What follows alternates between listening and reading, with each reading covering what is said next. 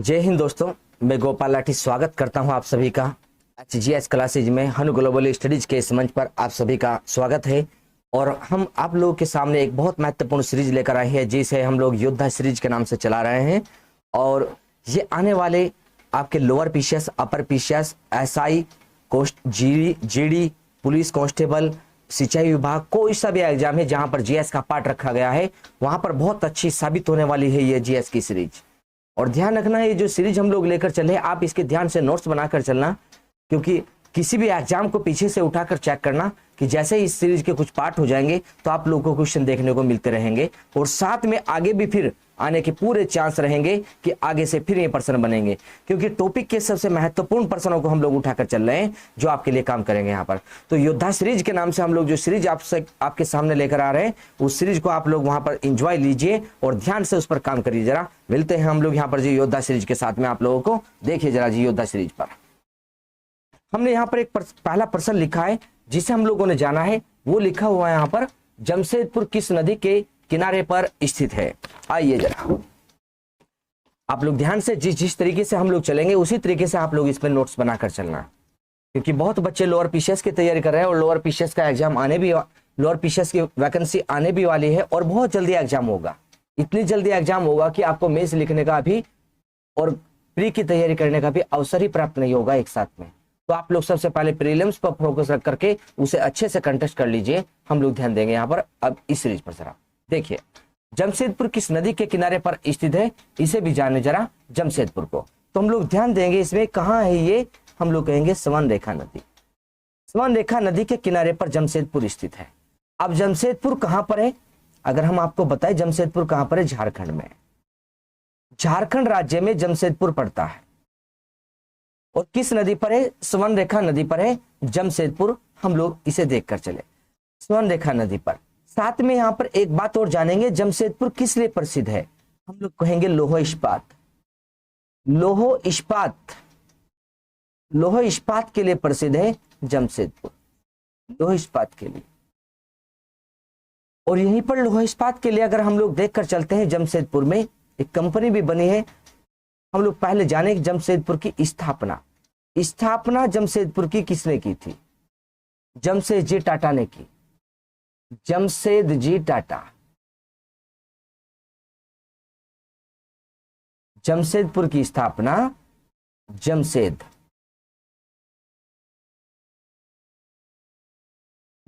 जी टाटा ने इसकी स्थापना की जमशेद जी टाटा ने। और यहीं पर एक कंपनी बनाई गई है और कंपनी देखे जरा हम लोग जमशेद जी टाटा की यहाँ पर जरा, Tata iron and steel company, TISCO. जो टिस्को कंपनी है, टिस्को कंपनी ये कब की है, तो पहले हम लोग देखें ये 1907 की है। टिस्को कंपनी 1907 की, उत्पादन 1911 में हो गया था। टिस्को कंपनी को जानेंगे किस नाम से हम लोग, टाटा आयरन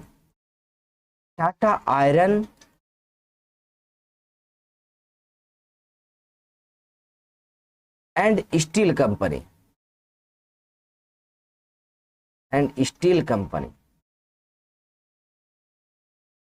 पहले आप लोग समझना ध्यान से एक दो प्रश्न को और उसके बाद में आप लोग इसके नोट्स बनाने स्टार्ट करना कि नोट्स कैसे बनाने। आप लोगों को क्वेश्चन के सामने पकड़ कर चलना चीजों को। Tata iron and steel company के नाम से, टिस्को के नाम से इसकी स्थापना की गई थी। और स्थापना कहाँ हुई थी हम लोग देखेंगे, जो इसकी स्थापना हो रही है जमशेदपुर के में, हम लोग देखेंगे साक्षी स्थान पड़ता है। साक्षी स्थान पड़ता है जमशेदपुर के निकट, वहां पर इसकी स्थापना की गई थी। लोहा इस्पात के लिए प्रसिद्ध है जमशेदपुर। और जमशेदपुर की बात एक और बता दे आपको कि जमशेदपुर को टाटा नगर भी कहते हैं। टाटा नगर भी कहते हैं जमशेदपुर को। हम लोगों ने क्या प्रश्न पकड़ा है, जमशेदपुर पेपर के लिए बहुत महत्वपूर्ण प्रश्न है। जमशेदपुर झारखंड में लोहा इस्पात के लिए प्रसिद्ध है और स्वर्णरेखा नदी के तट पर है, टाटा नगर के नाम से जानते हैं। जमशेद जी भाई टाटा के द्वारा स्थापना हुई, टिस्को कंपनी है पर 1907 में बनी है और टिस्को का पूरा नाम है Tata iron and steel company. Sakchi स्थान पर बनी है, जो टिस्को कंपनी है। और जो साक्ची स्थान की बात करें, ये किस नदी पर पड़ता है आपका, हम लोग कहेंगे स्वर्ण रेखा नदी। स्वर्ण रेखा व खरकई नदी, स्वर्ण रेखा व खरकई नदी, इन नदी के तट पर कौन बसा है, हम लोग जानेंगे जमशेदपुर। तो यहां पर जो महत्वपूर्ण पॉइंट थे वे हम लोगों ने देखे। एक बात और बता दे, स्वर्ण रेखा नदी पर ही एक जलप्रपात बना है, बहुत इंपोर्टेंट जलप्रपात है, हुंडुरु। हुंडुरु जलप्रपात, हुंडुरु जलप्रपात जो वाटरफॉल है हुंडुरु, वो किस पर है, हमने जाना स्वर्ण रेखा नदी पर है। और कहां पड़ेगा, झारखंड में पड़ेगा, झारखंड में। हुंडुरु जलप्रपात कहां पड़ेगा, झारखंड में। पॉइंटों को ऐड करते चलना, जहां पर जिस प्रकार से लेकर चले। महत्वपूर्ण पॉइंट उठा रहे जी पेपर में हम लोग, जो पेपर के लिए देखे रहे महत्वपूर्ण पॉइंटों को। आइए जरा दामोदर नदी, दामोदर नदी की बात करते हैं कि दामोदर नदी को जानेंगे हम लोग जरा। जो दामोदर है, दामोदर नदी को किस प्रकार से देखकर चले जो महत्वपूर्ण बने हमारे लिए। आइए जरा, ये छोटा नागपुर के पठार के दो भाग करते हैं। छोटा नागपुर, छोटा नागपुर के पठार में बहती है ये, छोटा नागपुर के पठार में बहती है। और बहुत कोयला है वहां पर, जहां से ये निकल कर जाती है ये नदी, बहुत कोयला है, कोयले की धूल को अपने साथ लेकर जाती है और जगह एक जगह पर गिरिडीह के आसपास ये जमा कर देती है। इस कारण से हम लोग देखते हैं वहां पर गिरिडीह के पास जो कोयले के कणों को ले जाती है बहाकर, वहां पर छोड़ती रहती है कणों को, वहां पर एक मरुस्थल सा बना दिया है कोयले के कणों से। इस कारण से हम लोग इस नदी को कहेंगे जैविक मरुस्थल, जैविक मरुस्थल, जैविक मरुस्थल बनाने वाली नदी है, जैविक मरुस्थल बनाने वाली नदी। जैविक मरुस्थल बनाने वाली नदी कौन सी मिली हमें, वो है दामोदर नदी। साथ में दामोदर नदी कोयले की खानों के आसपास से निकलती है, इस कारण से इसमें धूल मिट्टी बहुत ज्यादा रहती है। इसे हम लोग कहेंगे यहाँ पर जी कोयला के कण बहुत ज्यादा मिलते हैं, इस कारण से इसे कोयला नदी भी कहते हैं, कोयला नदी भी कहते हैं इसे यहाँ पर। और धूल कण अधिक मिले होने के कारण एक प्रदूषित नदी है, प्रदूषित नदी है, प्रदूषित नदी। तो हम लोगों ने जाना अभी यहाँ तक जो पॉइंट देखा, पहला पर्सन हम लोग देखकर चले यहाँ पर, जो देखा है जमशेदपुर। जमशेदपुर हम लोग देखकर चले हैं कि कहाँ है ये, स्वर्ण रेखा नदी पर है। और जमशेदपुर में हमने जाना यहाँ पर जी टाटा नगर है, लोहा इस्पात की कंपनी लगी है। और 1907 में टिस्को नाम से कंपनी लगी थी, Tata iron and steel company. Jamshedpur के पास साक्ची स्थान पड़ता है, वहां पर लगी थी। और साक्ची स्थान स्वर्ण रेखा नदी और खरकई नदी के तट पर स्थित है। ऐसे ही दामोदर नदी की विशेषता पढ़ी हमने कि एक प्रदूषित नदी है दामोदर नदी, छोटा नागपुर के पठार में बहती है, ये झारखंड में पड़ता है। छोटा नागपुर का पठार विस्तार झारखंड और पश्चिम बंगाल में मुख्य विस्तार है। जैविक मरुस्थल बनाने वाली नदी है। जैविक मरुस्थल कैसा मरुस्थल है, दामोदर नदी कोयले की खानों के पास से गुजरती हुई कोयले की धूल को लेकर के आगे चलती है और आगे ले जाकर के बहुत दूर हम लोग देखते हैं गिरिडीह के पास झारखंड में छोड़ती चली जाती है। और वहां पर एक मरुस्थल सा बन गया है जिसे जैविक मरुस्थल कहा है। कोयले की धूल अधिक रखने के कारण इसे कहते हैं कोयला नदी के नाम से। आइए नेक्स्ट पर्सन की बात करते हैं। जरा आप लोग एक एक पॉइंट को समझते रहना और नोट करके चलना चीजों को। जरा आपके आने वाले एग्जाम के लिए जीएस बहुत अच्छी हो जाएगी इन सीरीज से जी आपकी। जी देखिए जरा,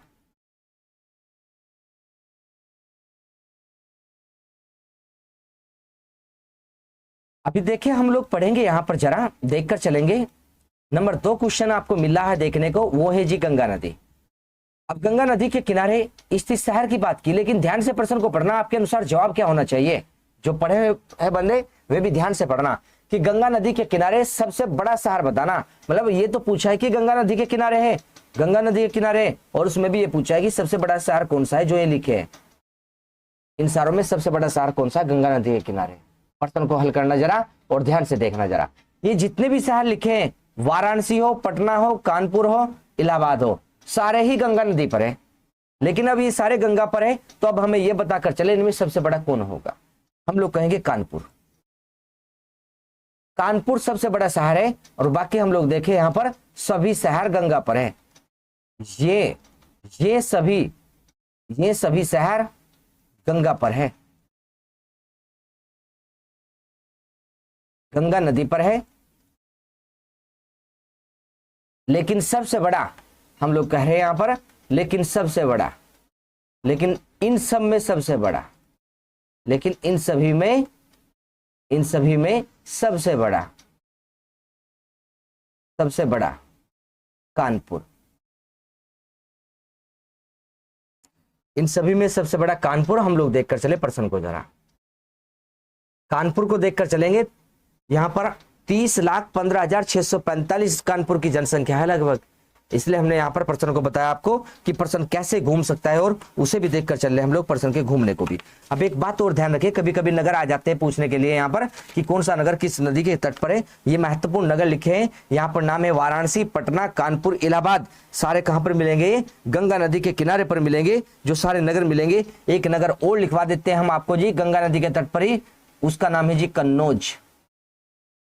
कन्नौज, कन्नौज भी गंगा नदी के तट पर है, यूपी में जो हमें देखने को मिलेगा।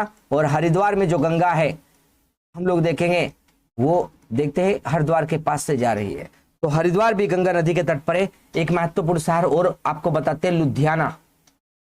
लुधियाना किस नदी के तट पर है? प्रश्न बनता है लुधियाना, तो लुधियाना है सतलज नदी के तट पर।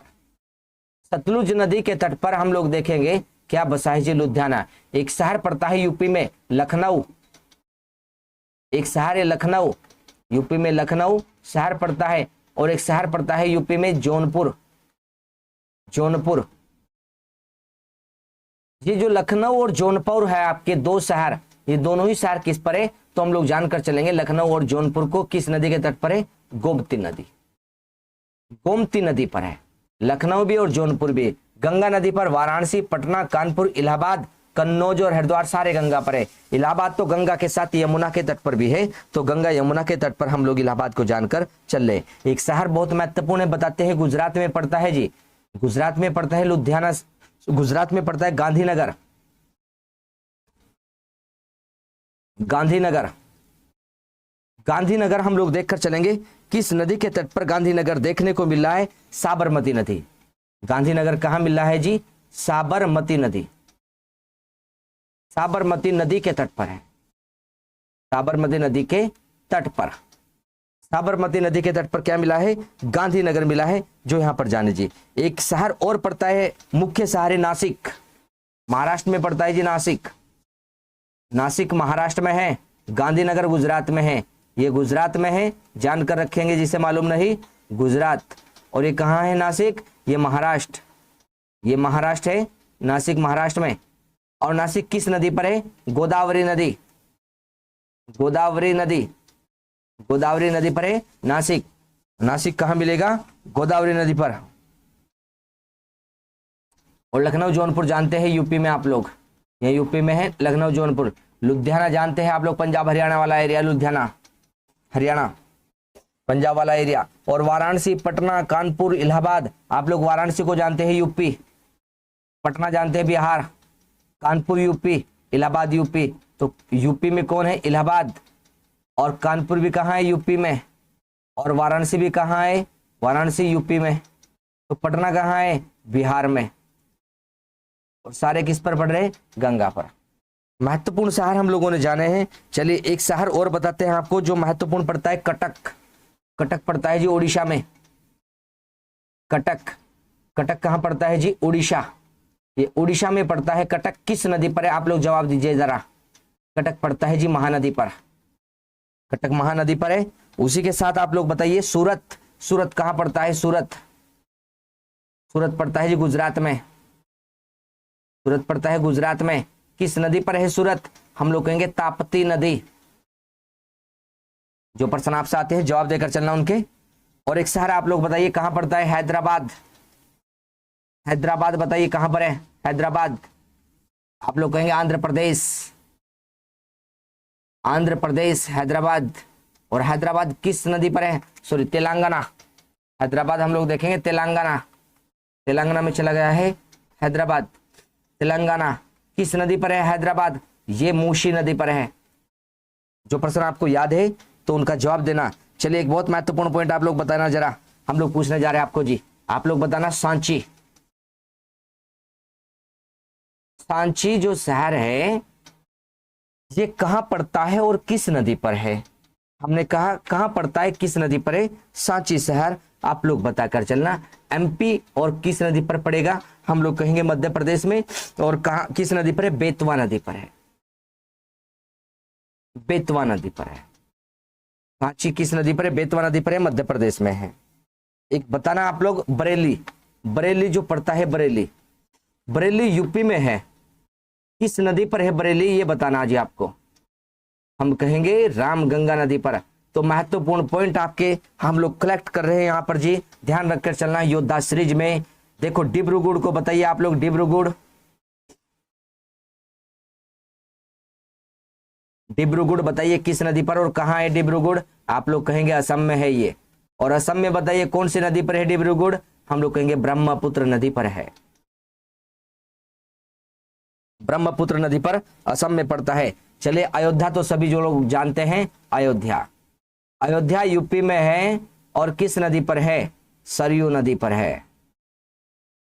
हमने कहा सरयू नदी, यूपी में सरयू नदी पर अयोध्या पड़ता है। कटक हमने जाना है, उड़ीसा में पड़ता है। कटक किस नदी पर पड़ता है, महानदी पर कटक पड़ता है, अयोध्या में हमने पढ़ा है यहाँ पर जी। 2 पॉइंट और महत्वपूर्ण है जो आपको जानने बहुत जरूरी है, उनके नाम भी आप लोग नोट कर लेना। एक नाम है श्रीरंगपट्टनम, श्रीरंगपट्टनम, श्रीरंगपट्टनम। और दूसरा नाम है तिरुचिरापल्ली,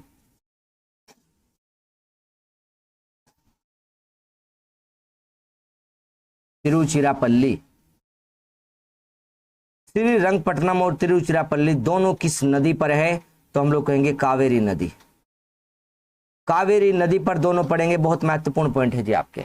आप देखो हमने 2 प्रश्न हल करे, जमशेदपुर और गंगा नदी के किनारे सबसे बड़ा शहर है, इन्हें जाना। पेपर के लिए महत्वपूर्ण पॉइंटों को उठा रहे केवल जी हम लोग। आप लोग योद्धा सीरीज के माध्यम से तैयार होकर चलना, आपके आने वाले हर एग्जाम के लिए बहुत महत्वपूर्ण साबित होंगे। वो चाहे पेपर आपका पीसीएस वाला हो या आपका lower PCS, SI, constable, CGL, कुछ भी एग्जाम हो। जरा देखिए जरा नेक्स्ट आगे योद्धा सीरीज में अच्छे से जवाब देकर चलना चीजों को। बहुत लोगों ने पढ़ रखी है चीजें, लेकिन बताकर चलना। हमें महत्वपूर्ण प्रश्न है, प्रश्न नंबर 3 आपको बताना है, निम्नलिखित समूह में से कौन सा पूर्व से लेकर पश्चिम की ओर, मतलब हम लोग देखकर चलेंगे ईस्ट से वेस्ट की ओर पर्वत शिखरों का सही क्रम है। ये आपके पास 4 ऑप्शन है, इन 4 ऑप्शन में से पूर्व से पश्चिम की ओर को सही क्रम बताना है, ईस्ट से वेस्ट की ओर कौन सा सही क्रम में साबित होगा। तो हम लोग इसका जवाब बता रहे हैं आपको। देखो आप लोग अपने मन में देखना जरा कौन सा हो सकता है आपके अनुसार। हम लोग आपको इसका जवाब दे रहे हैं, और जवाब क्या होगा इसका यहाँ पर जी, कंचनजंगा पूर्व में सबसे इनमें, और उसके बाद एवरेस्ट आएगी, फिर अन्नपूर्णा और फिर धौलागिरी। मतलब समझना, हमने कहा ये है जी ईस्ट, ये है कंचनजंगा, कंचनजंगा, कंचनजंगा पर्वत, ये कंचनजंगा पर्वत है। और कहां पड़ता है ये, सिक्किम में पड़ता है, सिक्किम में पड़ता है कंचनजंगा पर्वत, सिक्किम में, सिक्किम राज्य में कंचनजंगा पर्वत पड़ता है। हम लोग जानेंगे इसे सिक्किम में। और इसी के साथ में हम लोग देखकर चलते हैं, सिक्किम भारत में है, कंचनजंगा के साथ में एक पर्वत और जानेंगे जिसका नाम है जी यहाँ पर जी एवरेस्ट। ये पड़ता है जी एवरेस्ट, एवरेस्ट, ये एवरेस्ट है, हमने जाना है यहाँ पर एवरेस्ट, एवरेस्ट। ये सबसे ईस्ट में है, इधर ये ईस्ट है, ईस्ट से वेस्ट की ओर को चल रहे, हम लोग पूर्व से पश्चिम की ओर को चल रहे हैं। कंचनजंगा के बाद एवरेस्ट है, और एवरेस्ट के साथ में हम लोग देखेंगे नेक्स्ट पर है आपका अन्नपूर्णा शिखर, अन्नपूर्णा, ये है जी अन्नपूर्णा, अन्नपूर्णा, अन्नपूर्णा शिखर है ये, अन्नपूर्णा पर्वत है। और अन्नपूर्णा पर्वत के भी पश्चिम में कौन मिला हमें, अन्नपूर्णा पर्वत के भी पश्चिम में यहां पर मिला है धौलागिरी, धौलागिरी, धौलागिरी, धौलागिरी शिखर अन्नपूर्णा के भी पश्चिम में। अब ध्यान देकर चलना, ये हमारा वेस्ट है और ये हमारा ईस्ट है। तो पूर्व से पश्चिम की ओर को हमने क्रम लगाया है पर्वतों का। और ये जो पर्वत आपको देखने को मिले, ये हमने पढ़े हैं, कहाँ मिलेंगे, ये नेपाल में है तीनों, ये तीनों नेपाल में है। और ये कंचनजंगा कहाँ है? ये कंचनजंगा ये भारत में है, ये भारत में है। हम लोग कंचनजंगा को जान रहे हैं। तो कंचनजंगा भारत में है और ये बाकी कहां पर है? नेपाल में। कंचनजंगा की हाइट कितनी है? इसकी हाइट है 85-98 मीटर है कंचनजंगा की हाइट। सिक्किम में पड़ती है कंचनजंगा। अब एक प्रश्न पड़ता है यहाँ पर कि भारत में स्थित या निर्विवादित, हम लोग कहेंगे कोई विवाद नहीं है इसके साथ में। हमने कहा एक प्रश्न को सुनना, भारत की सबसे ऊंची चोटी कौन सी है? भारत की सबसे ऊंची चोटी केटू है। केटू कहां पड़ती है? जम्मू कश्मीर लद्दाख में पड़ती है। लद्दाख में केटू पड़ती है, लेकिन वो पाकिस्तान के अधिकार में आ रही, कब्जे में आ रही है अभी, इस कारण से उसे लेकर के विवाद चला हुआ है। लेकिन कंचनजंगा सिक्किम में है। सिक्किम में जो कंचनजंगा मिल रही है ये भारत में है, इसके साथ कोई विवाद नहीं है। हम लोग कहेंगे नेपाल से टच है, थोड़ा नेपाल के साथ में लगी हुई है कंचनजंगा चोटी जो हम लोग देखे।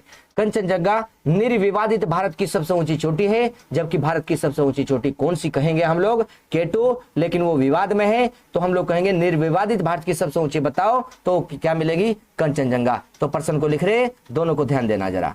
निर्विवादित, निर्विवादित हम लोग कहें, निर्विवादित का अर्थ क्या होता है? कोई विवाद नहीं चोटी के साथ में, कि कोई इस पर अपना अधिकार नहीं जता रहा है। हमने कहा निर्विवादित भारत की, निर्विवादित भारत की सबसे ऊंची चोटी, निर्विवादित भारत की सबसे ऊंची चोटी, निर्विवादित भारत की सबसे ऊंची चोटी कंचनजंगा है। अब नोट करके एक बात और बता रहे हम लोग यहां पर जी, चोटी कौन सी है जी? कंचनजंगा सिक्किम में पड़ेगी, 85-98 मीटर है। और देखो यहां पर एक पॉइंट नोट करके, भारत की सबसे ऊंची चोटी, भारत की सबसे ऊंची चोटी, सबसे ऊंची चोटी, सबसे ऊंची चोटी कौन सी है? वो है जी केटू, केटू चोटी। बात को समझना हमारे जरा। केटू चोटी, जो केटू चोटी है, हम लोग कहे इसका पूरा नाम क्या है? Godwin, Godwin Austen, Godwin Austen, Godwin Austen चोटी है। गॉडविन ऑस्टिन चोटी कहां पड़ती, कितनी की हाइट है? केटू हम लोग कहेंगे पीओ के क्षेत्र में है, पीओ के क्षेत्र, पीओ के क्षेत्र मतलब पाक अधिकृत कश्मीर। यह है पाक अधिकृत कश्मीर, पाक के अधिकार में, पाकिस्तान के अधिकार में जो कश्मीर है, पाक अधिकृत कश्मीर, वहां स्थित है ये चोटी जी। और हाइट कितनी है इस चोटी की? हाइट बताए तो हम लोग कहेंगे 86-11 मीटर इसकी हाइट है। यहां पर हम लोग जानते हैं केटू चोटी को, गॉडविन ऑस्टिन इसका नाम है। और जानते हैं इसी को हम लोग एक नाम और दे सकते हैं, गोरीनंदा, गोरीनंदा, गोरीनंदा चोटी के नाम से भी जानते हैं, गोरीनंदा चोटी भी कहते हैं इसको, गोरीनंदा चोटी भी। पर्सनों को दोनों को अलग से सुनना। हमने कहा कंचनजंगा भारत की सबसे ऊंची चोटी है, लेकिन निर्विवादित सबसे ऊंची चोटी है, जो भारत में कोई विवाद नहीं है, तब सबसे ऊंची चोटी कंचनजंगा है। दूसरी बात, नेक्स्ट, जबकि भारत की सबसे ऊंची चोटी कौन है? केटू है, लेकिन वो विवाद में है। वो विवाद में किसके? पाकिस्तान उस पर अपना कब्जा बताता है। लेकिन फिर भी अगर प्रश्न बने तो क्या जवाब दोगे? भारत की सबसे ऊंची चोटी, हम लोग कहेंगे केटू है भारत की सबसे ऊंची चोटी। लेकिन निर्विवादित पूछे तो क्या जवाब देंगे? कंचनजंगा। अब कंचनजंगा से एक प्रश्न और बना दे जी जरा, आइए जरा। भारत में स्थित हिमालय की सबसे ऊंची चोटी कौन सी है?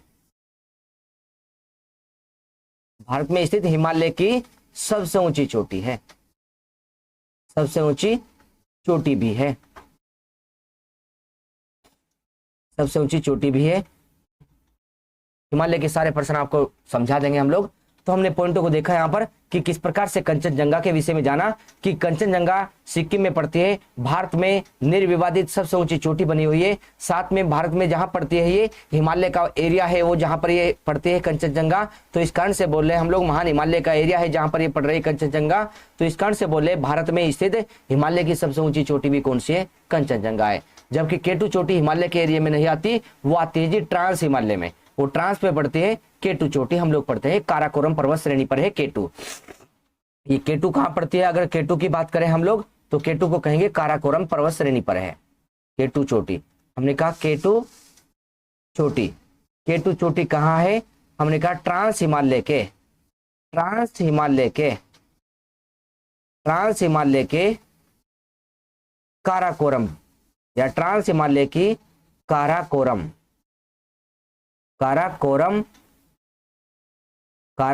श्रेणी पर स्थित है। काराकोरम श्रेणी पर स्थित है कौन? केटू का नाम गौरीनंदा भी है। 86-11 मीटर इसकी हाइट है। पाकिस्तान के अधिकार में पहुंच रही है। केटू का पूरा नाम गॉडविन ऑस्टिन है और भारत की सबसे ऊंची चोटी केटू है, लेकिन विवाद में रहती है क्योंकि पाकिस्तान के अधिकार में है। हमने इन पॉइंटों को समझाए, सारी बातों को समझ कर चले। आइए जरा एक बात और कर देते हैं हम लोग यहाँ पर सारी बातों के साथ में। आप लोग पॉइंटों को इसी प्रकार से हमारे लेकर चलना जरा चीजों को। आइए जरा चीजों पर बात कर लेते हैं। और भी यहाँ पर हमने कहा कि सबसे पूर्व में इन सभी पर्वतों में कौन मिला है हमें? यहाँ पर कंचनजंगा, फिर एवरेस्ट, अन्नपूर्णा, धौलागिरी। अन्नपूर्णा, धौलागिरी, एवरेस्ट, ये तीनों ही चोटी किस पर है? महान हिमालय। महान हिमालय की श्रेणी है तीनों ही। महान हिमालय की पर्वत श्रेणी है, महान हिमालय की श्रेणी है, तीनों ही चोटी श्रेणी है। और कौन से देश में है? नेपाल में है। धौलागिरी भी, अन्नपूर्णा भी और एवरेस्ट भी नेपाल में है तीनों, और महान हिमालय पर। और कंचनजंगा भी महान हिमालय पर पड़ती है। इसलिए कहा भारत में, हमने कहा भारत में स्थित हिमालय की सबसे ऊंची चोटी बताओ, वो कौन सी होगी? कंचनजंगा होगी, भारत में स्थित। अब देखिए जरा एक पॉइंट को और समझकर चलना हमारे साथ जरा चीजों में। आइए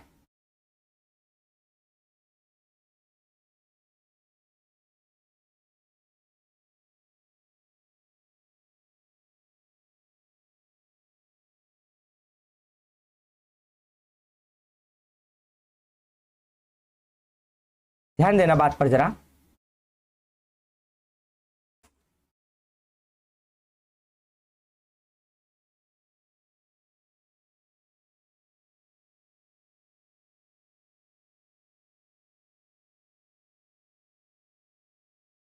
आइए जरा, यहां पर हम लोग एक नाम देख रहे हैं, एवरेस्ट।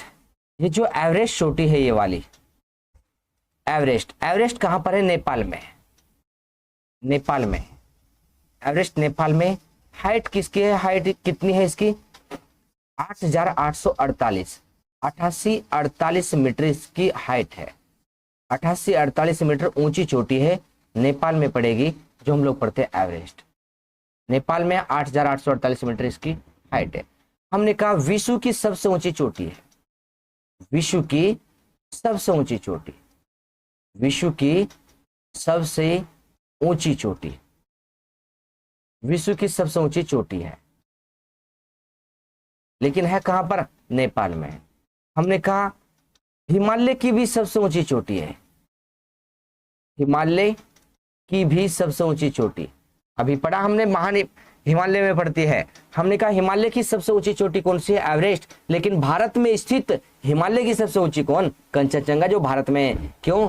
ये एवरेस्ट को क्यों नहीं माना? क्योंकि ये नेपाल में है, इसलिए नहीं माना। तो हमने कहा विश्व की सबसे ऊंची चोटी एवरेस्ट है, और हिमालय की सबसे ऊंची चोटी भी, हिमालय की सबसे ऊंची चोटी भी, सबसे ऊंची चोटी भी, हिमालय की सबसे ऊंची चोटी भी यही है।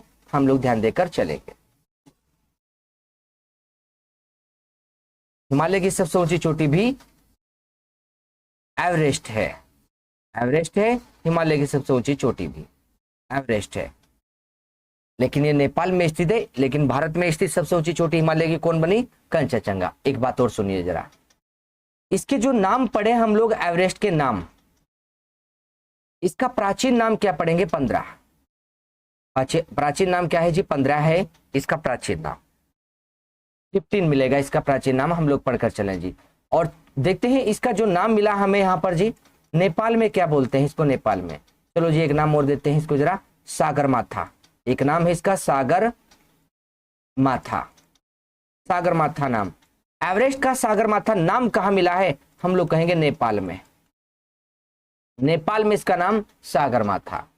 एक नाम और है इसका चोमोलुंगमा, चोमोलुंगमा, चोमोलुंगमा। ये नाम कहां पर है इसका? चीन में। एवरेस्ट नेपाल में है, विश्व की सबसे ऊंची चोटी है, 8,848 मीटर है। और हिमालय की सबसे ऊंची चोटी है, एक्सवी इसका प्राचीन नाम है। सागरमाथा कहते हैं नेपाल में, चोमोलुंगमा बोलते हैं इसको चीन में, एवरेस्ट को जी।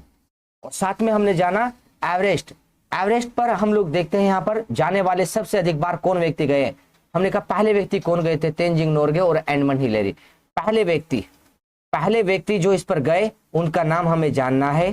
पहले व्यक्ति तेंजिंग नोरगे,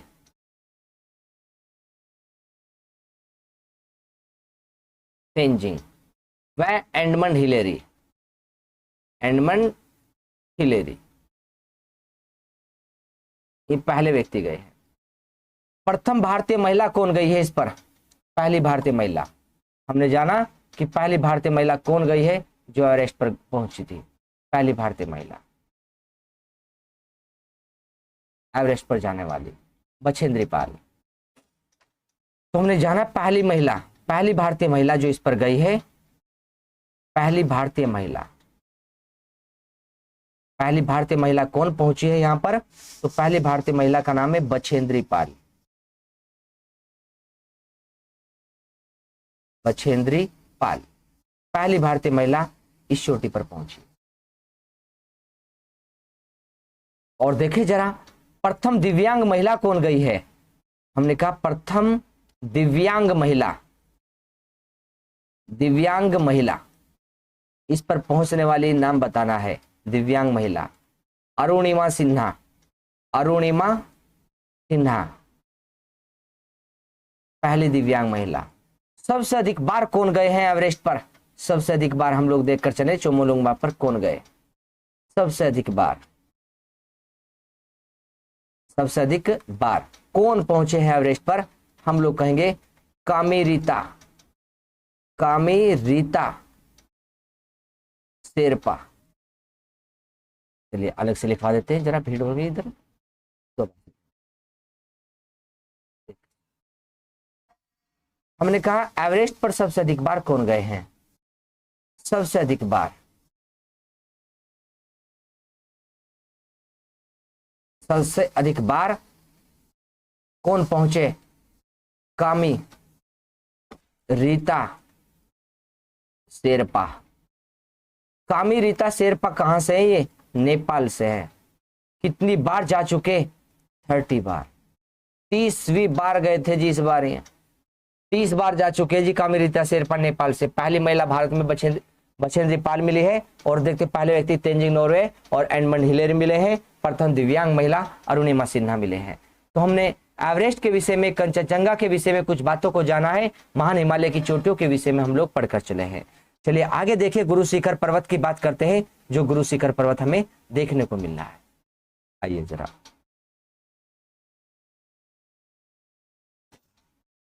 नेक्स्ट प्रश्न नंबर 4 की बात करते हैं हम लोग। प्रश्न नंबर 4 की बात करते हैं, सुनिए इसे जरा, प्रश्न नंबर 4 को भी।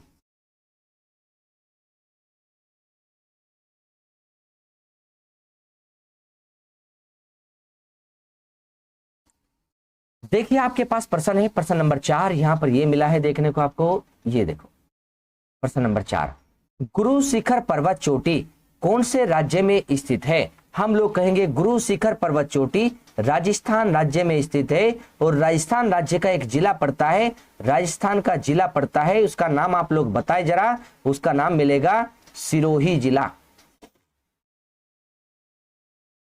सिरोही जिला। तो राजस्थान राज्य के सिरोही जिले में क्या मिला है, गुरु शिखर पर्वत मिला है राजस्थान के सिरोही में। और गुरु शिखर पर्वत चोटी राज्य में कौन से में, राजस्थान में। हमने कहा कहां स्थित है, ये ध्यान देना जरा।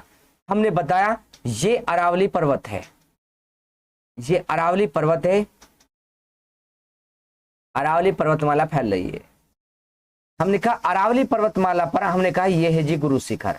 ये पर्वतमाला कौन सी है, अरावली, अरावली पर्वतमाला, अरावली पर्वत श्रेणी या पर्वतमाला। और इसी पर है जी गुरु शिखर, गुरु शिखर इस पर्वत श्रेणी पर है, अरावली पर्वत पर। अरावली पर्वतमाला कहां से स्टार्ट हो रही है, हम लोग कहेंगे गुजरात से, गुजरात से स्टार्ट हो रही है। पालनपुर स्थान पड़ता है गुजरात में, पालनपुर, गुजरात के पालनपुर से, गुजरात के पालनपुर से लेकर और कहां तक जा रही है, दिल्ली, दिल्ली तक फैली पड़ी है। सर्वाधिक विस्तार इसका बीच में राजस्थान में पड़ता है। तो दिल्ली में कहां तक जा रही है, रायसीना पहाड़ी तक, रायसीना पहाड़ी, रायसीना हिल्स या पहाड़ी तक हम लोग देखेंगे विस्तार है। गुजरात के पालनपुर से लेकर, गुजरात के पालनपुर से लेकर और रायसीना हिल तक विस्तार है किसका जी? यहां पर हम लोग पढ़ेंगे जी अरावली श्रेणी का, अरावली श्रेणी का विस्तार। तो गुजरात पढ़ेंगे इसमें, और गुजरात के बाद क्या है जी? राजस्थान, गुजरात के बाद राजस्थान, और राजस्थान के साथ क्या है जी? आगे हरियाणा।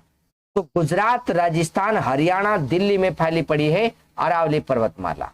हमने कहा ये कहां कहां पर है? गुजरात में, राजस्थान में, गुजरात प्लस राजस्थान प्लस हरियाणा, हरियाणा और प्लस दिल्ली, यहां पर फैली पड़ी है। और सर्वाधिक विस्तार कहां है? सर्वाधिक विस्तार, सर्वाधिक विस्तार हम लोग कहेंगे राजस्थान में।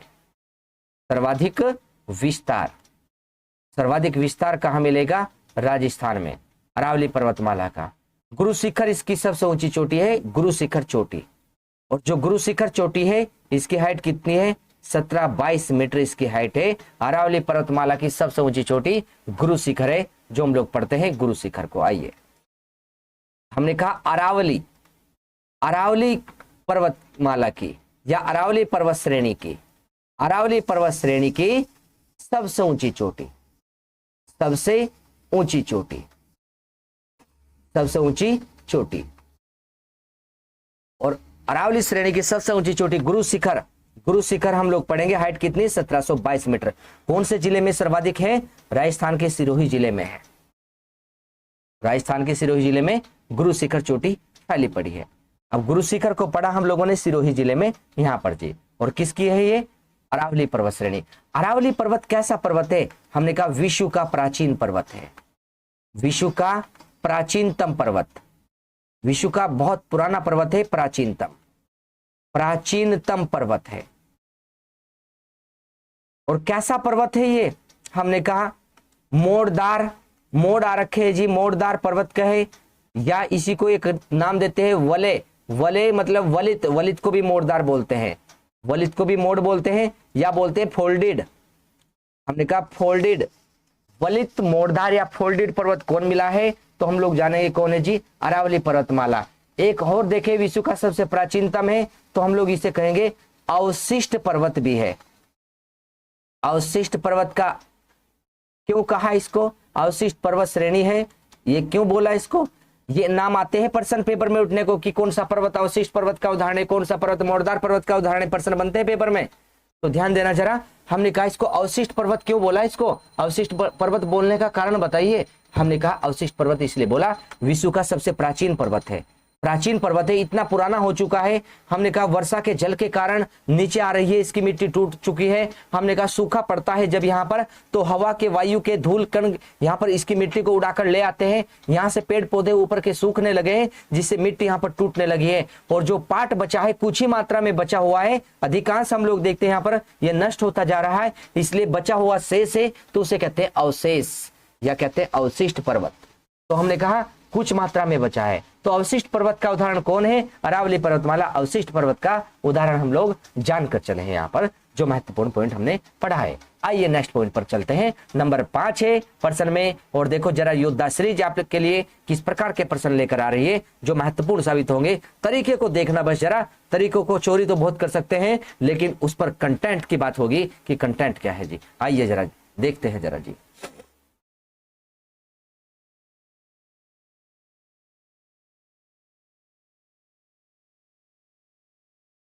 सभी लोग चीजों के नोट्स बनाते रहना और बार बार से रिवाइज करना, इन्हें बहुत अच्छा काम करेंगे जी आपके किसी भी एग्जाम के लिए जी।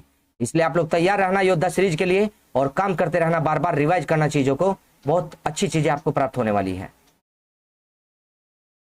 देखिए जरा, आइए जरा, यहाँ पर एक प्रश्न मिला है, प्रश्न नंबर 5।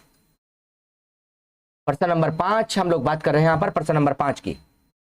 भारत का सुदूर, सुदूर मतलब बहुत दूर स्थित, दक्षिण में सबसे दूर स्थित इंदिरा पॉइंट है, निम्नलिखित में से कहां स्थित है?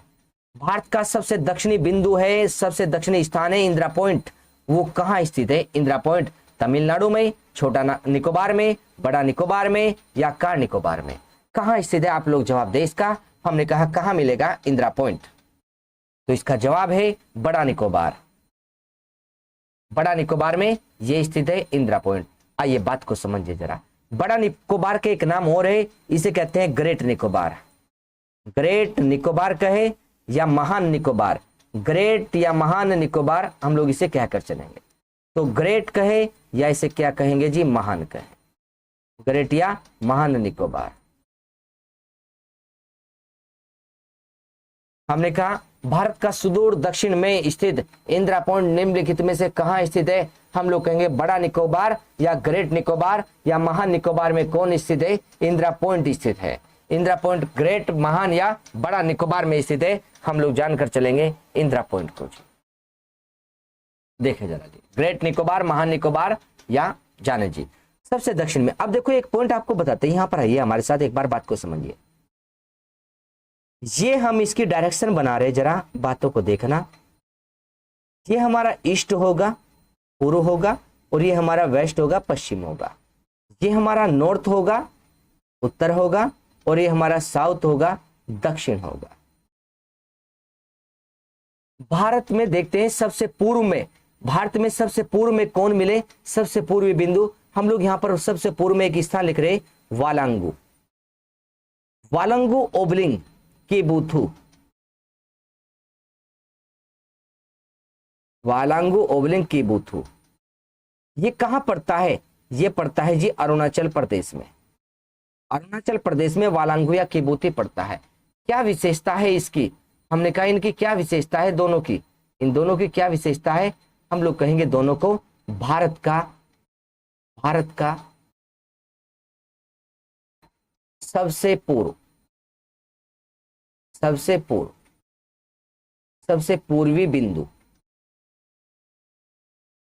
सबसे पूर्वी बिंदु भारत का कौन है? वालांगू या किबुथु। और देखो जरा, हमने कहा सबसे पश्चिम में कौन है? यहां पर एक स्थान पड़ता है जी, उसका नाम है जी सर क्रीक। सर क्रीक, और नाम देकर चलेंगे सर क्रीक के साथ ही, या कहें हम लोग गौर माता।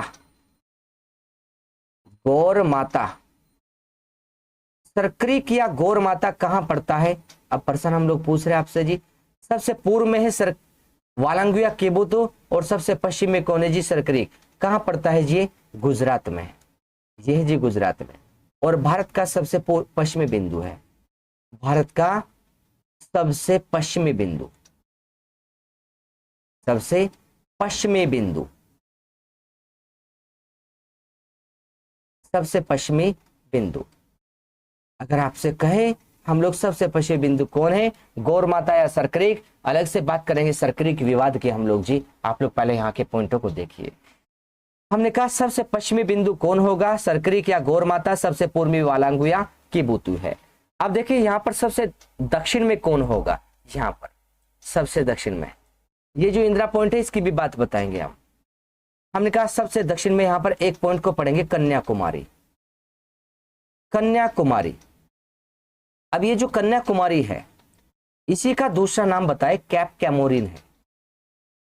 कैप कैमोरिन, कन्याकुमारी कहे या कैप कैमोरिन कहे, ये दो नाम हम लोग पढ़ रहे हैं, कन्याकुमारी या कैप कैमोरिन। यहां पर जाने जी, और ये कहां पड़ता है? कन्याकुमारी या कैप कैमोरिन हम लोग बताए इसे।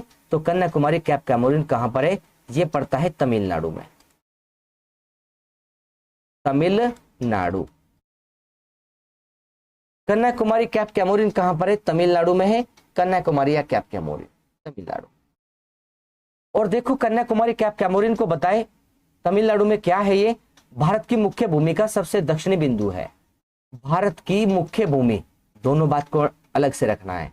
भारत की मुख्य भूमि, मुख्य भूमि, मुख्य भूमि जो राज्यों वाली है, द्वीपों वाली नहीं है, टापू नहीं है, जो राज्यों वाली है।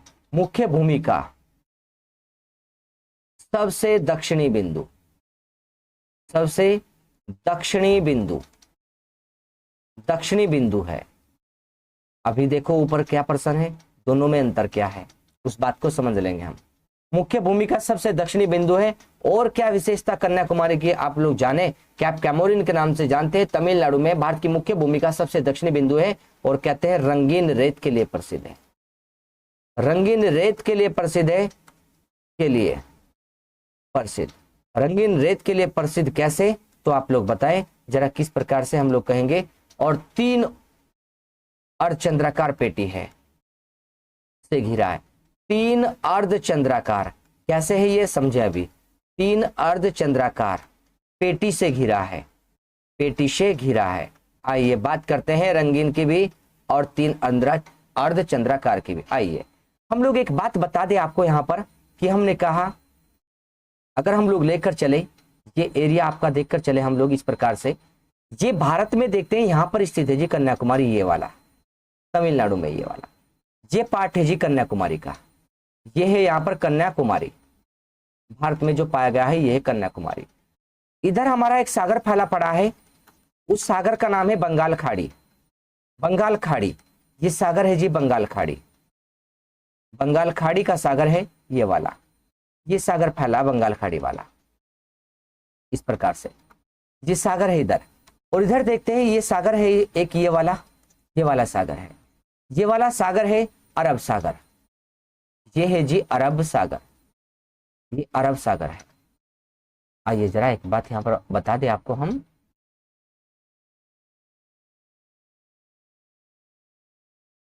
हमने कहा ये फैला पड़ा है इधर, ये कौन है जी, ये बंगाल खाड़ी का जल है, बंगाल खाड़ी, ये है बंगाल खाड़ी का जल इधर जो मिला, और ये है इधर अरब सागर का जल। इधर नीचे जो फैल रहा है, जो जल का विस्तार है नीचे फैलाव है, उसे भी देखिए। हमने कहा नीचे भी फैलाव है जल का, नीचे भी फैलाव है जल का, ये वाला। और ये है जी हिंद महासागर का जल, हिंद महासागर, हिंद महासागर का जल।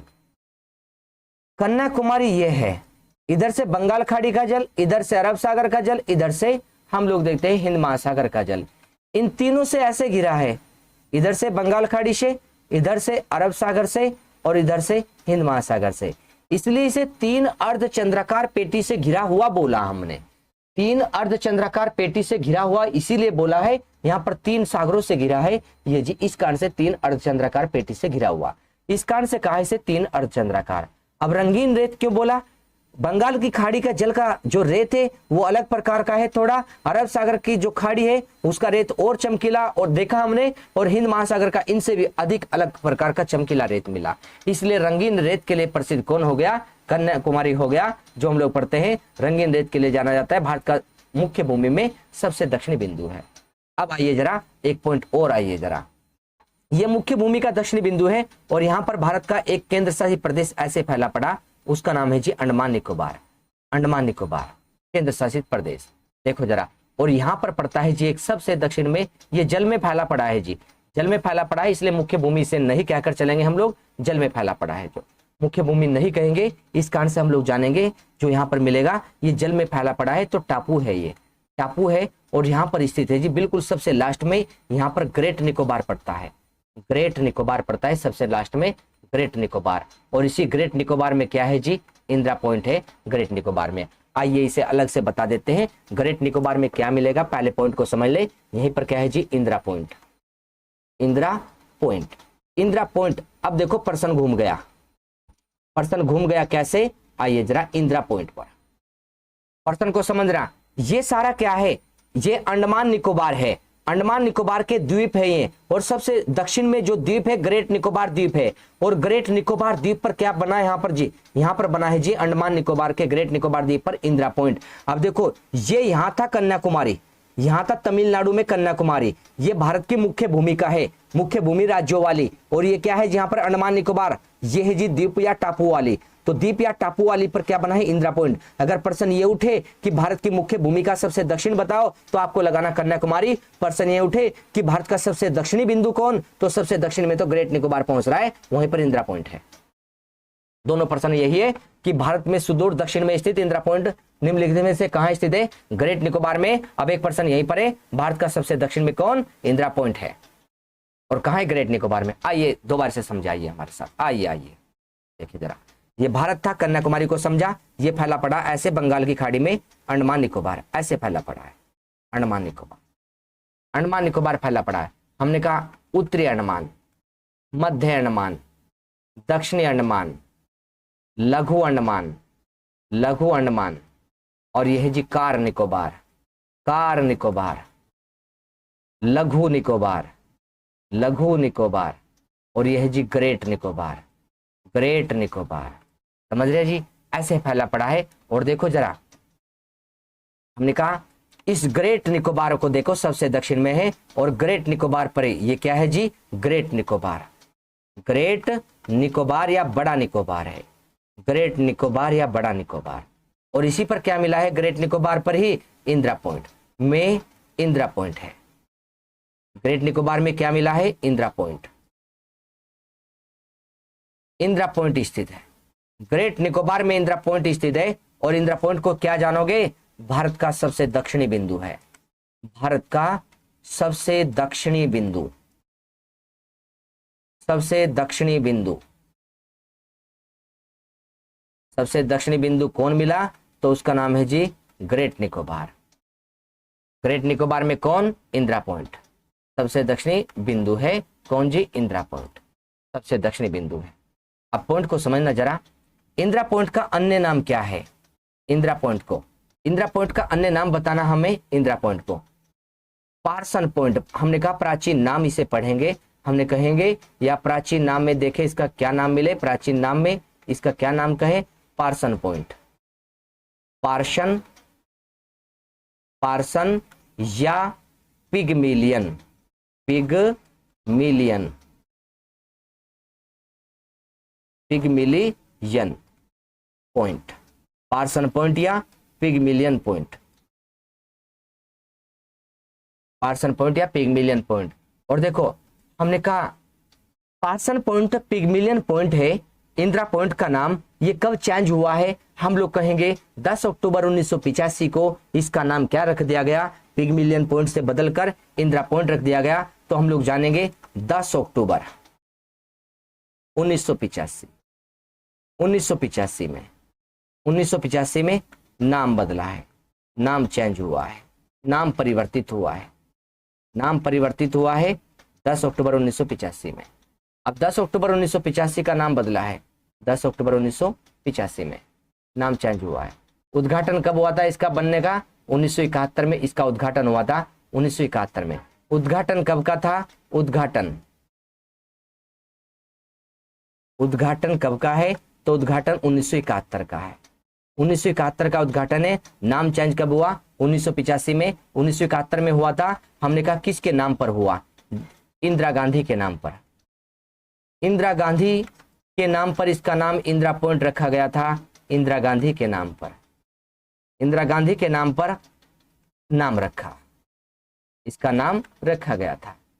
भारत की मुख्य भूमि का सबसे दक्षिणतम बिंदु क्या पढ़ेंगे हम लोग, इंदिरा पॉइंट को पढ़कर चलेंगे, जिसका नाम पिगमिलियन पॉइंट या पार्सन पॉइंट हम लोग जानेंगे। यहाँ पर जी हमने जाना यहाँ पर जरा, और देखो पिगमिलियन पॉइंट में 2004 में सुनामी आ गई थी, और सुनामी के कारण हम लोग देखते हैं यहाँ पर बहुत ज्यादा प्रभावित हुआ। सुनामी कब की है, यहाँ पर 2004 में सुनामी, सुनामी देखने को मिली है, बहुत ज्यादा प्रभावित, इससे बहुत ज्यादा नुकसान हुआ था 2004 की सुनामी से। साथ में जानेंगे भूमध्य रेखा से कितनी दूर है ये, हमने कहा भूमध्य रेखा से, पर्सन एक एक इंपोर्टेंट है, भूमध्य रेखा से, भूमध्य रेखा से कितनी दूरी पर है, 876 किलोमीटर की दूरी पर मिला है, भूमध्य रेखा से 876 किलोमीटर की दूरी पर है।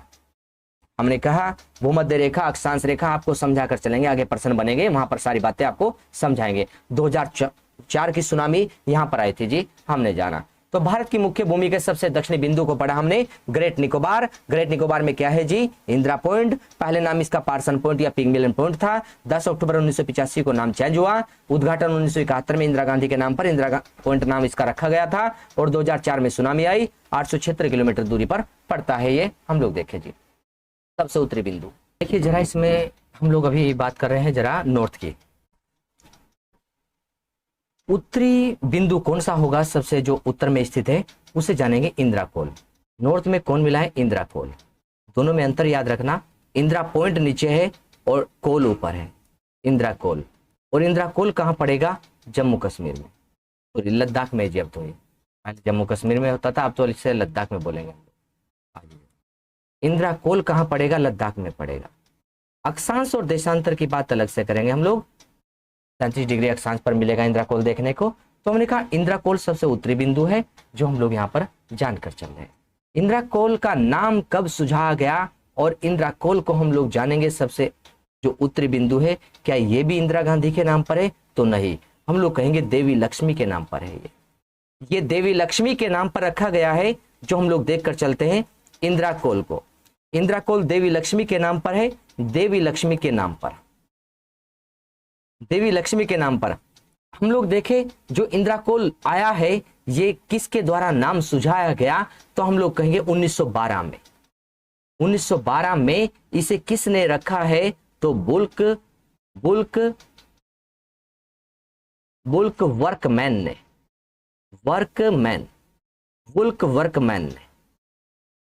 बुल्क वर्कमैन ने नाम दिया नाम। तो 1912 में इंद्राकोल नाम आया है और इंद्राकोल किन के नाम पर आया है, हमें ये बात ध्यान रखकर चलनी है। यहाँ पर जरा हमें देखकर चलना है, इंद्राकोल देवी लक्ष्मी के नाम पर। तो हमने सबसे उत्तरी बिंदु जाना इंद्राकोल 1912 में, सबसे दक्षिणी बिंदु जाना हमने ग्रेट निकोबार में इंदिरा पॉइंट है, और सबसे मुख्य भूमि का सबसे दक्षिणी बिंदु तमिलनाडु में कन्याकुमारी, सबसे पूर्वी बिंदु वालांगू मिला है अरुणाचल प्रदेश में, और सबसे पश्चिमी बिंदु सरकरीक या गौरमाता गुजरात में मिला है। तो हमने यहाँ पर बात की है जो देखकर चले हैं भारत का सुदूर दक्षिण में इंदिरा पॉइंट निम्नलिखित में से कहाँ स्थित है। आइए नेक्स्ट प्रश्न पर आइए आप लोग जरा देखिए। तो हम लोगों ने पॉइंट को समझा है, इसी के साथ में नेक्स्ट प्रश्न पर चलिए जो पेपर के लिए बहुत महत्वपूर्ण है, उस पर आइए जरा आप।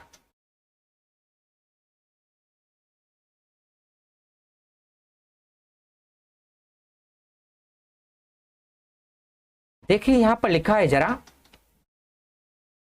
प्रश्न नंबर 6 है, कौन सा मेघालय का पठार का अंश नहीं है? मेघालय का पठार कहां पड़ता है? मेघालय राज्य में पड़ता है। अब आपको बता दें हम लोग, ये माना हम लोगों ने, ये है जी मेघालय का पठार। ये क्या है जी? मेघालय पठार। इसे मेघालय पठार कहा हमने, मेघालय पठार है ये। और हम लोग देखते हैं मेघालय के पठार में एक पहाड़ी पड़ती है, उसका नाम है जी गारो पहाड़ी। एक पहाड़ी पड़ती है वहां पर खासी पहाड़ी, और एक पहाड़ी पड़ती है वहां पर जयंतिया। गारो खासी जयंतिया, ये तीनों नाम लिखे, ये तीनों तो मेघालय में है। गारो खासी जयंतिया मेघालय में है। कौन नहीं है? तो भुवन पहाड़ी आंसर आएगा आपका। मेघालय के पठार का अंश नहीं है भुवन पहाड़ी। अब भुवन पहाड़ी कहाँ है? प्रश्न ये है भुवन पहाड़ी कहाँ बनी है? फिर हम लोग कहेंगे असम जिला पड़ता है, असम राज्य पड़ता है। असम में कछार जिला पड़ता है, तो हम लोग कहेंगे असम के कछार जिले में,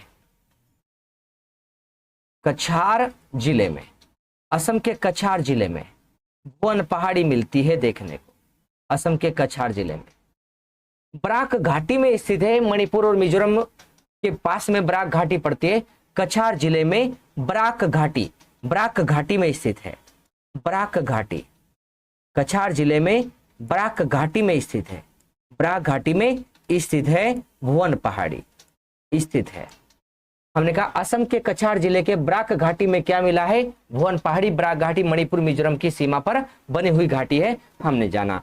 तो मेघालय पठार का अंश कौन नहीं है? हमने कहा भुवन पहाड़ी। अब मेघालय के पठार में एक पहाड़ी मिलती है, इसका नाम क्या मिलेगा? गारो खासी और जयंतियों में जयंती पहाड़ी, जयंतिया पहाड़ी। ये जयंतिया पहाड़ी है यहाँ पर जी, और ये क्या है जी? खासी, ये खासी पहाड़ी, खासी। और ये क्या है जी? गारो। तो गारो खासी जयंतिया, वहां पर हम लोग देखते हैं जनजाति भी है और पहाड़ी भी है उन्हीं के नाम पर।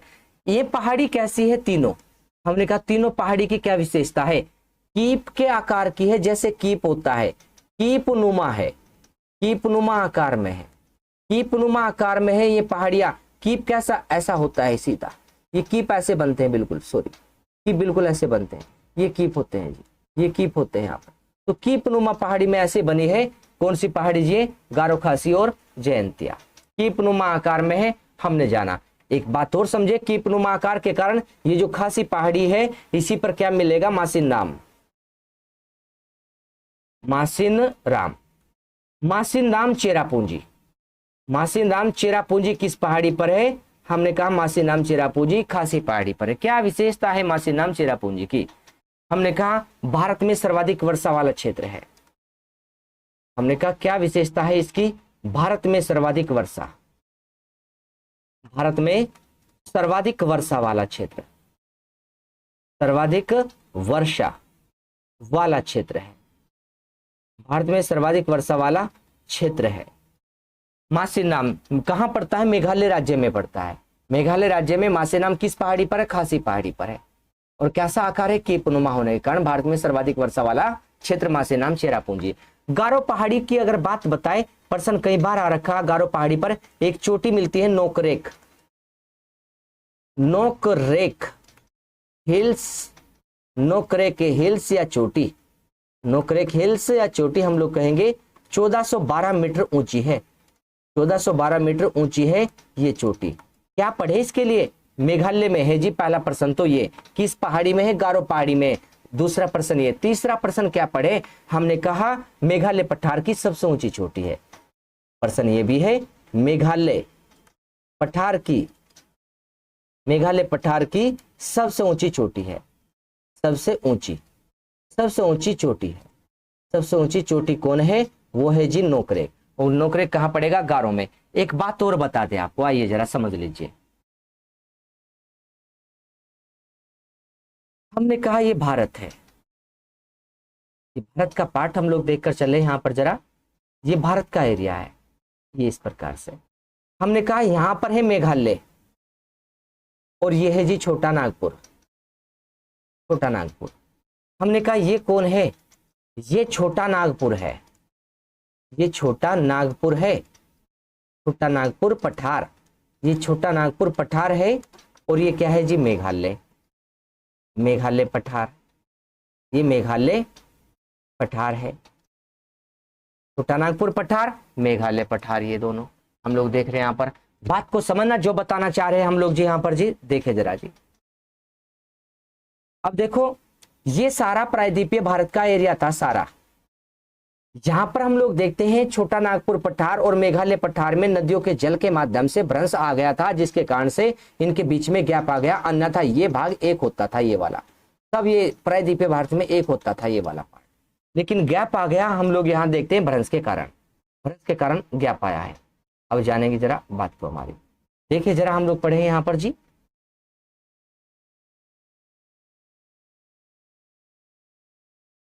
देखें ये छोटा नागपुर पठार, ये मेघालय पठार, इनके बीच में यहां पर गैप आ रखा है। इस गैप का नाम क्या है? इस गैप का नाम क्या है? पहला पॉइंट तो ये है, हमने कहा इस गैप का नाम है मालदा गैप, मालदा गैप, इस गैप का नाम है मालदा गैप। जो छोटा नागपुर के पठार के साथ हम लोग देखकर चल रहे हैं, यहां पर क्या मिल रहा है हमें? मालदा गैप। और इसी का नाम है राजमहल गारो गैप, इसी को राजमहल गारो गैप भी कहते हैं। मालदा गैप कहे या राजमहल गारो गैप कहे। यहां पर जी ये किन दो पठारों के बीच में? छोटा नागपुर के पठार और मेघालय के पठार के बीच में है मालदा गैप, या हम लोग कहेंगे यहां पर जी मेघालय पठार किसके बीच में मिलेगा? ये छोटा नागपुर के। ये हम लोग कहेंगे इधर क्या है जी? प्रायद्वीपीय भारत है सारा, प्रायद्वीपीय भारत। प्रश्न ये भी बनता है कि क्या हमारा मेघालय का पठार प्रायद्वीपीय भाग था? हम लोग कहेंगे प्रायद्वीपीय भारत था, प्रायद्वीपीय भारत का भाग था, भाग था। हम लोग जानेंगे इस गैप के कारण प्रायद्वीपीय भारत से अलग हुआ है मेघालय का पठार, मालदा या राजमहल गारो गैप के कारण अलग हुआ है। यहां से हम लोग देखते हैं इधर से एक नदी आती है, वो ब्रह्मपुत्र नदी। इस प्रकार से मेघालय के पठार को पीछे हटा देता है, ब्रह्मपुत्र नदी का भी जो जल आ रहा है वो, तो गैप तो बनता चला गया। इधर से गंगा नदी आ रही थी, हम लोग देखते हैं गंगा नदी इधर से उसका जल भी प्रवेश करता है। तो इस प्रकार से इन गंगा नदी और ब्रह्मपुत्र नदी की जो सहायक नदियां और ये नदियां, इनके कारण से हम लोग देखते हैं बीच में एक गैप आ गया था, यहाँ पर भ्रंश बन गया था, जिसके कारण से मेघालय का पठार यहाँ पर अलग हुआ है। तो मेघालय का पठार प्रायद्वीपीय भारत का भाग था, ये बात भी याद रखनी है। और मेघालय के पठार में ही गारो खासी जयंतिया है और उसी में मासिन नाम है, साथ में मासिन नाम सर्वाधिक वर्षा वाला एरिया है। हमने जाना सर्वाधिक वर्षा वाला एरिया मासिन नाम को। तो ये सारी बातें हम लोगों ने जानी है यहाँ पर जी। और देखे जरा आगे एक पर्सन और देख लीजिए, वीडियो बहुत लंबी हो जाएगी अन्यथा आपकी। एक पर्सन को और चेक कर लीजिए, इसमें ऐसा नहीं ज्योग्राफी के ही पर्सन है, बहुत पर्सन हम लोग सीरीज में लेकर चल रहे, ज्योग्राफी और पॉलिटी दोनों को लेकर चल रहे जी। जरा आइए जरा जी।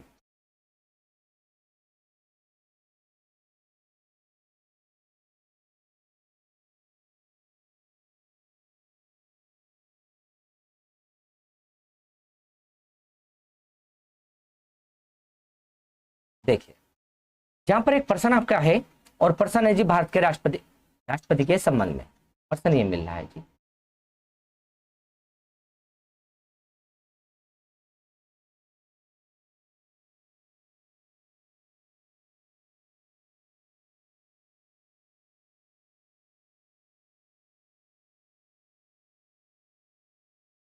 क्वेश्चन संख्या 7 पर आ चुके हैं जी हम लोग। क्वेश्चन संख्या 7 ध्यान देंगे, ये रहा।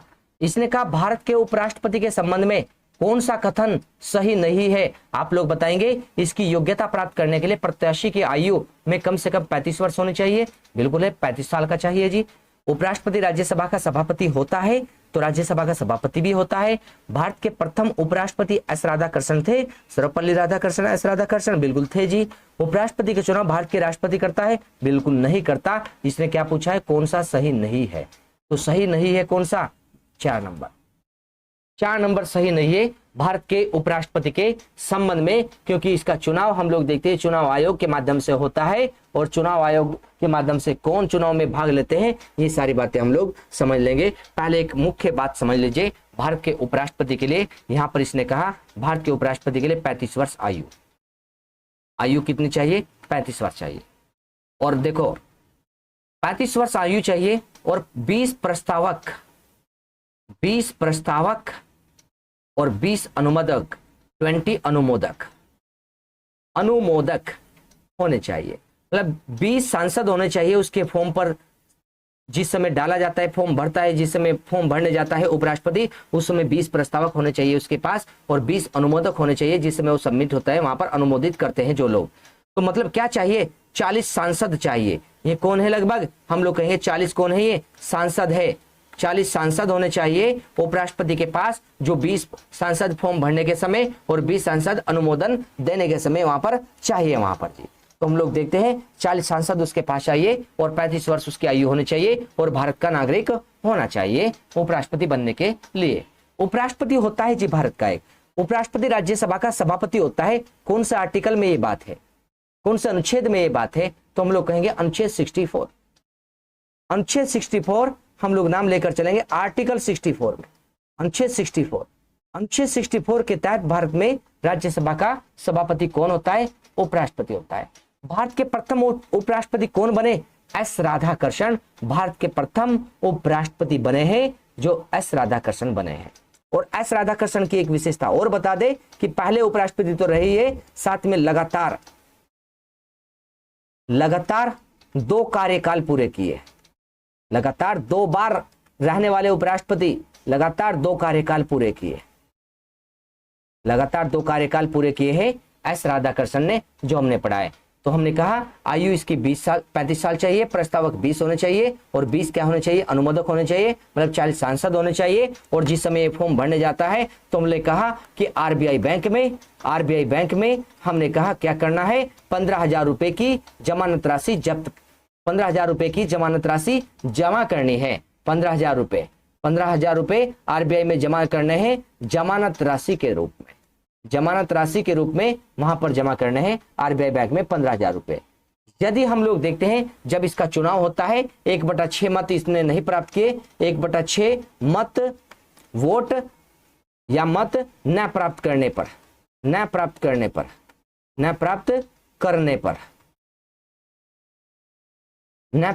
पर जमानत राशि जब्त हो जाएगी, जमानत राशि जब्त हो जाएगी। दोबारा से नोट करवा देते हैं, आपको ध्यान देना जरा।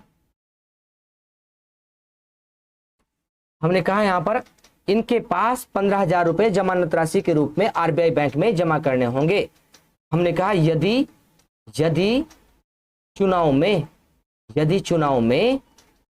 1/6 मत नहीं प्राप्त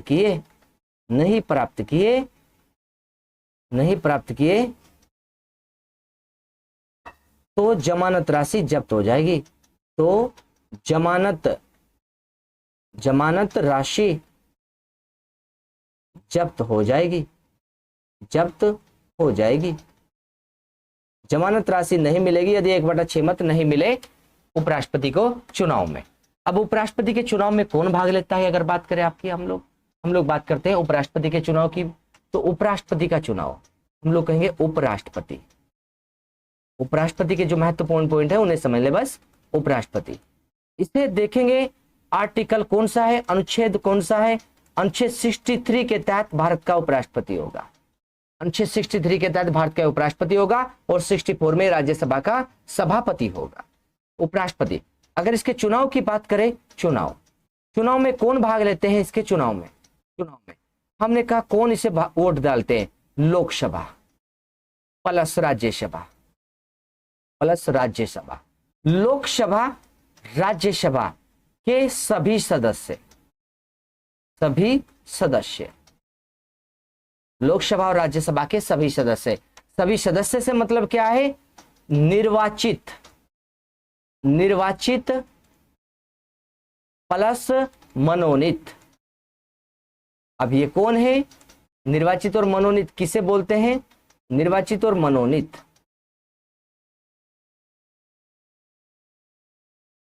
निर्वाचित और मनोनीत मतलब ध्यान देना, उपराष्ट्रपति का चुनाव कौन करते हैं, तो लोकसभा के और राज्यसभा के सभी सदस्य इसके चुनाव में भाग लेते हैं। उपराष्ट्रपति के लोकसभा में जो निर्वाचित होकर गए हैं सांसद में भी और राज्यसभा में जो निर्वाचित होकर गए सांसद में भी। लेकिन कुछ सदस्य ऐसे होते हैं राज्यसभा में जो 12 सदस्य होते हैं राज्यसभा में। अब लोकसभा में 2 सदस्य होते थे जो मनोनीत होते थे, लेकिन लोकसभा से मनोनीत सदस्य का प्रावधान हटा दिया। राज्यसभा में अभी है 12 सदस्य मनोनीत होते हैं। मनोनीत कैसे सदस्य होते हैं, जिन्हें राष्ट्रपति अपनी इच्छा से रखता है, उनकी योग्यता को देखकर बिना चुनाव के आते हैं मनोनीत सदस्य लोकसभा और राज्यसभा में। राज्यसभा में 12 सदस्य बिना चुनाव के आते हैं, कौन रखते हैं, राष्ट्रपति रखते हैं, में होते हैं मनोनीत। तो लोकसभा और राज्यसभा के वे सभी सदस्य हम लोग कहेंगे उपराष्ट्रपति के चुनाव में वोट डालेंगे, वे चाहे निर्वाचित हो चाहे मनोनीत हो, सारे लोग भाग लेकर चलेंगे उपराष्ट्रपति के चुनाव में। और उपराष्ट्रपति की विशेषता आप बताए कि भारत में सबसे बड़ा पद कौन सा है, राष्ट्रपति का है, और दूसरा बड़ा संवैधानिक पद है उपराष्ट्रपति का। हम लोग कहेंगे भारत में दूसरा बड़ा संवैधानिक पद,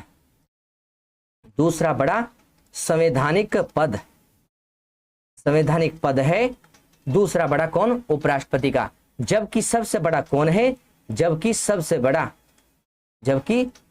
बड़ा कौन, तो हम लोग कहेंगे राष्ट्रपति। सबसे बड़ा पद किसका है, राष्ट्रपति का। हम लोग देखकर चलेंगे, सबसे बड़ा पद मिला है राष्ट्रपति का।